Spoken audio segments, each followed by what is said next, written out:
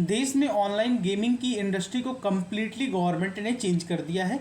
जैसा कि आपको पिछले साल भी पता होगा कि गवर्नमेंट ने कई सारे ऐसे सट्टाबाजी ऐप्स को बैन किया था जो कि कहीं ना कहीं ऑनलाइन बेटिंग को प्रमोट करते थे। उसी दौरान गवर्नमेंट ने एक रूल लेकर के आया था कि promotion and regulation of online gaming act 2025।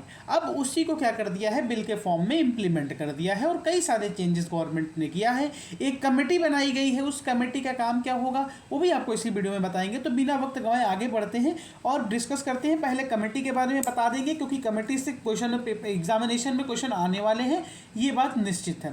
तो कमेटी का नाम जो रखा गया है वो पहले तो समझ आइए, ऑनलाइन एक अथॉरिटी ही बना दी गई है, ऑनलाइन गेमिंग। इसका शॉर्ट फॉर्म हम आपको बता देंगे और लॉन्ग फॉर्म पूछा जाएगा एग्जामिनेशन में। Online gaming authority of India, ये अब एग्जामिनेशन का फेमस क्वेश्चन होने वाला है। ये इस साल के एग्जामिनेशन में कहीं ना कहीं ये क्वेश्चन काउंटर होगा।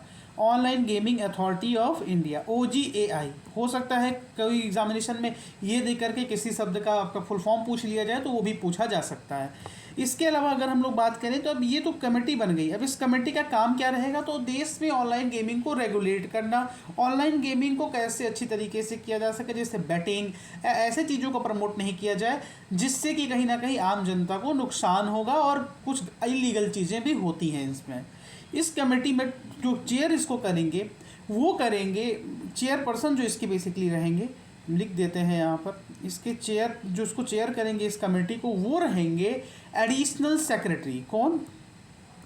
Additional secretary of the ministry of electronics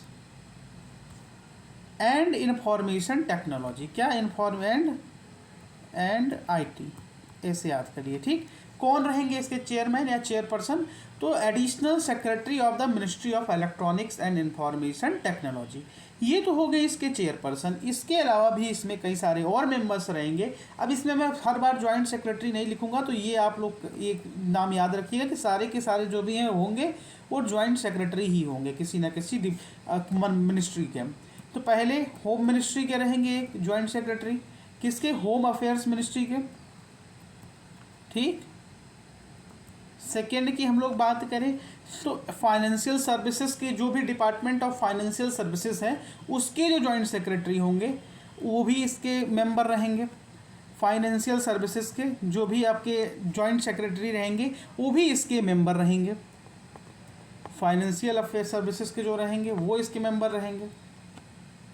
इसके अलावा joint secretary information and broadcasting, I&B, ये याद रखिएगा। I&B और IB अलग है, वो चीज़ अलग है। ये I&B ministry of information and broadcasting है। इसके अलावा joint secretary of youth affairs, आप लोग देख रहे होंगे कि ये सारे कहीं ना कहीं एक दूसरे से लिंक्ड हैं। इसके अलावा एक और रहेंगे, वो जॉइंट सेक्रेटरी आप रहेंगे डिपार्टमेंट ऑफ लीगल अफेयर्स। तो टोटल इतने लोग रहेंगे, ठीक। तो एक तो हो गए additional secretary of electronics and information technology ministry, और उसके अलावा वो तो चेयरमैन रहेंगे। उसके अलावा मेंबर्स में बात करें तो एक होम अफेयर्स मिनिस्ट्री के जॉइंट सेक्रेटरी, फाइनेंशियल सर्विसेज के joint secretary, information and broadcasting ministry के जॉइंट सेक्रेटरी, यूथ अफेयर्स के जॉइंट सेक्रेटरी और डिपार्टमेंट ऑफ लीगल अफेयर्स के जॉइंट सेक्रेटरी। तो इसकी कमेटी में कितने लोग रहेंगे? 1 2 3 4 5, ये +1, ये फॉर्मेशन रहेगा आपका इसकी कमेटी का अभी तक के हिसाब से। अब हम इसको कौन सा मंत्रालय रेगुलेट करेगा, तो IT मिनिस्ट्री यानी कि इंफॉर्मेशन एंड टेक्नोलॉजी मिनिस्ट्री इसको रेगुलेट करेगी। ये भी इम्पॉर्टेंट सवाल बनता है, तो IT मिनिस्ट्री इसको रेगुलेट करेगी। तो ये भी आप लोग याद रखिएगा। आगे हम लोग बढ़ेंगे, अब स्लाइड्स में ही डिस्कशन करेंगे। ये पूरा हमने बता ही दिया है कि defining the new structural framework for the Indian gaming industry. Act का नाम याद रखिएगा आप लोग, ये एक्ट का नाम यहाँ पर लिखा हुआ है, promotion and regulation of online gaming rules. अब ये रूल्स बन चुके हैं, एक्ट आया था 2025 में, तो इतना याद रखिएगा। अब हम लोग नेक्स्ट स्लाइड्स पर बढ़ते हैं। अब इसमें क्या है पॉलिसी, ओवरव्यू हम लोग ले लेते हैं एक तरीके से। तो the 2026 framework shifts the restrictive drafts to a light touch regulatory model. The primary goal is to foster innovation while ensuring robust user safety and preventing illegal gambling operations. पिछले साल तक आईपीएल में आप लोगों ने देखा होगा मैक्सिमम स्पॉन्सर्स कौन रहते थे, ऑनलाइन बेटिंग एप्स। अब की बार ऐसा नहीं देखने को मिल रहा। ऑनलाइन बेटिंग एप्स आपको कहीं ना कहीं एक लालच देते थे, जिसके वजह से आप वहाँ पर पैसा लगाते थे और कुछ लोग जीतते थे, मैक्सिमम लोग हारते थे। इसके अलावा आप कई सारे टेलीग्राम्स पे ग्रुप बन गए थे, वो फेक चीज़ें प्रमोट करते थे। वहाँ पर स्टार्टिंग में आपको जिताया जाता था और फिर उसके बाद आपके सारे पैसे गायब, और वो आपके बैंक डिटेल्स भी ले लेते थे। वो सबसे ज़्यादा हार्मफुल चीज़ होती थी। कोर पिलर्स ये सब चीज़ें हम लोगों ने समझ ली। अब नेक्स्ट स्लाइड पर हम लोग बढ़ेंगे।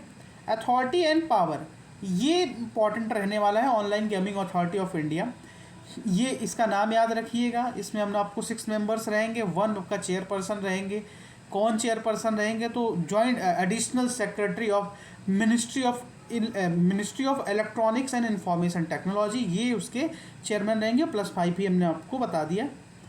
सिविल कोर्ट की इक्विवेलेंट इनके पास पावर रहेगी, including the ability to summon publishers. अगर किसी ने पब्लिश किया है कोई गेमिंग ऐप ऐसा, उसको भी समन लोग कर सकते हैं, इंक्वायरी कर सकते हैं, issue binding orders to safeguard the digital ecosystem, ये सब कुछ कर सकते हैं। एक सिविल कोर्ट की इक्विवेलेंट इनके पास पावर रहेगी। नेक्स्ट हम लोग बढ़ते हैं स्ट्रेटेजिक कैटेगराइजेशन। अब social and casual, the mandatory registration compulsory कर दिया गया है। आपको अगर किसी भी तरीके की गेमिंग प्लेटफॉर्म पर जा रहे हैं तो वहाँ पर आपका एक मैंडेटरी रजिस्ट्रेशन होगा, एज वेरीफाई होगा। अंडर एज हैं तो आपके फादर और मदर में से किसी का भी एक कंसर्न, यानी कि आपके गार्जियन से कंसर्न लिया जाएगा और उसके बाद ही आपको परमिशन मिलेगी। अब हम लोग बात करते हैं ई स्पोर्ट्स के बारे में। Recognized as a sporting category, esports ऐसे स्पोर्ट्स जो कि ऑनलाइन खेले जाते हैं, बस इतना समझ जाइए। इनको अब किस स्पोर्टिंग कैटेगरी में डाल दिया गया है? Requires registration but benefits from transparent pre declared prize pool regulations.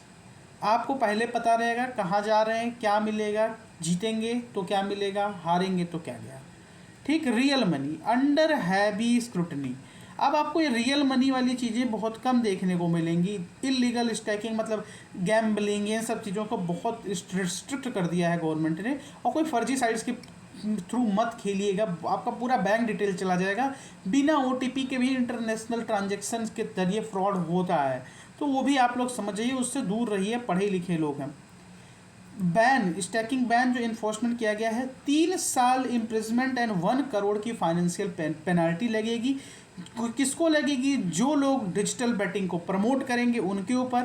The PROG act effectively bans models where users stake money to win money in non regulated environments. Non regulated environment में money के बदले पैसे जीतने वाले वो सारी चीज़ें आज से बैन हैं। 3 साल की जेल, 1 करोड़ का जुर्माना हो सकता है। Facilitating unregulated real money gaming leads to several criminal charges. The focus is to eliminate digital betting. Digital betting को ही एलिमिनेट करना इसका मेन फोकस है। Esports, new sporting status. Sports game को बैन नहीं किया गया है, बस ये है कि गैम्बलिंग, इन सब चीज़ों को बैन किया गया है। इन पे इम्प्रिजमेंट है, इसमें आपको 3 साल की सज़ा, 1 करोड़ का जुर्माना हो सकता है। Official recognition as a sporting category, esports को रिकग्नाइज कर लिया गया है स्पोर्टिंग कैटेगरी में। मैंडेटरी रजिस्ट्रेशन हो गया। जो भी टूर्नामेंट, जैसे कहीं पर भी कोई टूर्नामेंट होता है, हम लोग कॉलेज में से, तो वहाँ पर भी कई सारे पबजी और इसके टूर्नामेंट्स होते थे, तो क्या होता है, उनकी ऑनलाइन रजिस्ट्रेशन ऑलरेडी होगी, मैंडेटरी होगी। प्राइजेस आपको बताने पड़ेंगे, कौन है पब्लिशर, सब कुछ आपको डिटेल देना पड़ेगा। Transparent price pool declaration to prevent money laundering. इसके अलावा स्टैंडर्डाइज्ड करना पड़ेगा player contract and age appropriate participation guidelines. ये सारी चीज़ें आपको करनी पड़ेंगी। ई स्पोर्ट्स हो चुका है, गेमिंग कैटेगरी में आ गया है, लेकिन इसके लिए कई सारे रूल्स एंड रेगुलेशंस आपको फॉलो करने पड़ेंगे। अब हम लोग डिस्कस करेंगे कॉम्प्लायंसेस एंड यूज़र प्रोटेक्शन के लिए गवर्नमेंट्स ने जो रूल्स बनाए हैं। स्ट्रिक्ट एज वेरिफिकेशन, यानी कि एज जो रहेगा उसको बहुत स्ट्रिक्टली वेरीफाई किया जाएगा कि जिससे कोई माइनर या ऐसा बच्चा जिसकी एज 18+ नहीं हुई है, इंडियन कॉन्स्टिट्यूशन के हिसाब से वो माइनर है, वो ना गेम खेल पाए। Platforms must deploy robust mechanism to restrict minors from high risk gaming. ऐसा नहीं है कि बच्चे खेल नहीं पाएंगे, लेकिन उनके पेरेंटियल वहाँ पर परमिशन कंपलसरी रहेगा। KYC and financial monitoring, banks are now part of the loop monitoring gaming transactions for fraud detection. Gaming transaction आप लोग जो भी करेंगे, 1 रुपये से लेकर के 1 करोड़ रुपए तक, उस सब पर अब बैंक की नज़र रहेगी, जिससे आप किसी डिजिटल फ्रॉड से बच सकें। इससे होगा क्या, बेसिकली जो रजिस्टर्ड या रेगुलेटेड गेम्स रहेंगे, बेसिक अभी आपने पता चला कि आपको अगर ऑर्गेनाइज भी करना है कोई चीज़ तो गवर्नमेंट से परमिशन लेनी है और गवर्नमेंट को सब कुछ बताना है। तो अगर आप ऐसा कुछ करते हैं तो ठीक है, बैंक्स के पास भी इंफॉर्मेशन रहेगी कि हाँ भाई ये ऑथेंटिक है या ऐसा कुछ है। लेकिन अगर आप कहीं थर्ड पार्टी, कोई अननोन कहीं किसी दूसरे देश में ट्रांजेक्शन कर दे रहे हैं पैसों का, तो बैंक आपको वहाँ पर रोकेगा। ये काम बैंक का रहेगा। बीस अब पूरे इस लूप का पार्ट कौन हो चुके हैं, बैंक्स भी हो चुके हैं, जिससे कि डिजिटल फ्रॉड बच सके। अब इसके अलावा mandatory internal compliances officer with the OGAI acting as the final appellate body, ये आपको बता ही दिया गवर्नेंस बॉडी के बारे में। Privacy standards, enhanced data protection requirements specially for children's gaming data. Children's gaming data, बच्चे क्या करते हैं, कोई भी ऐप रैंडम डाउनलोड कर लेंगे, उसके बाद सबको सारी परमिशन को yes yes yes yes yes कर देंगे, कॉन्टैक्ट के परमिशन को, कैमरा के परमिशन को, स्टोरेज के परमिशन को, सारे परमिशंस को। उनको तो बेचारों को कुछ पता नहीं, लेकिन वहाँ पर कोई बैठा है जो उनकी इस डेटा का उपयोग कर रहा है, इस डेटा का यूज करके फ्रॉड कर रहा है।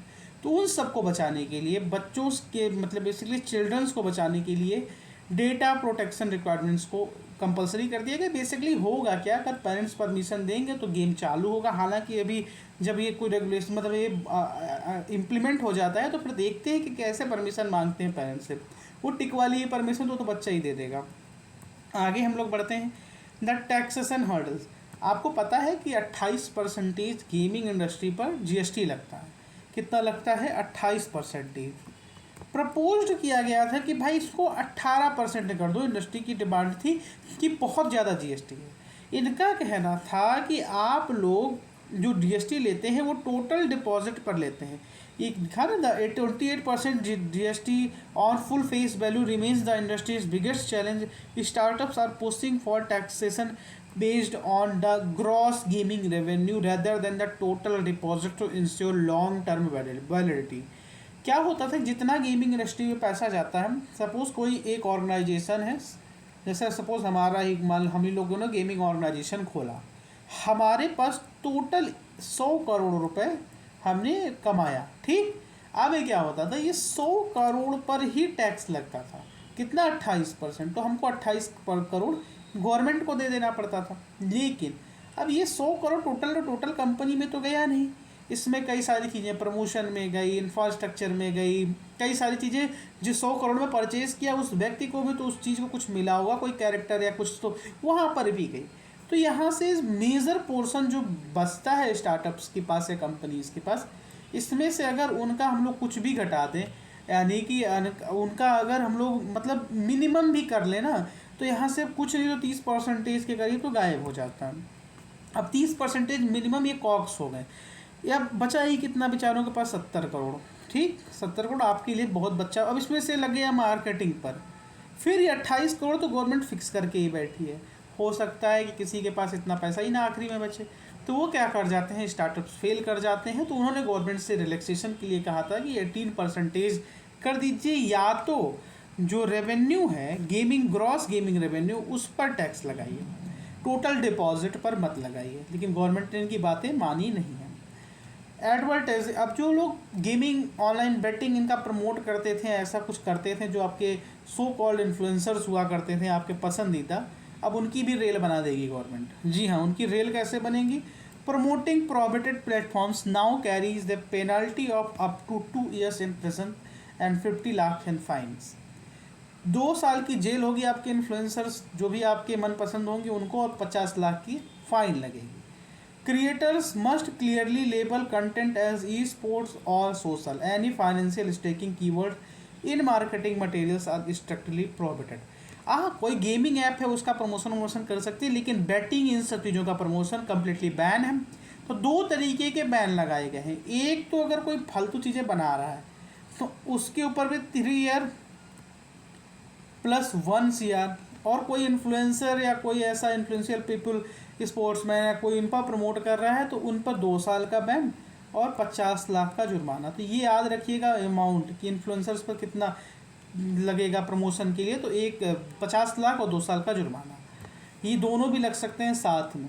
अब ये इम्प्लीमेंटेशन रोड मैप ये आपके लिए ये हम लोग ईजी करके यहाँ पर प्रदर्शित कर देते हैं जिससे कि आपको याद होता है। तो जनवरी में रूल्स फाइनलाइज्ड हुए थे, 1 मई से इनको इन्फोर्समेंट हो जाएगा।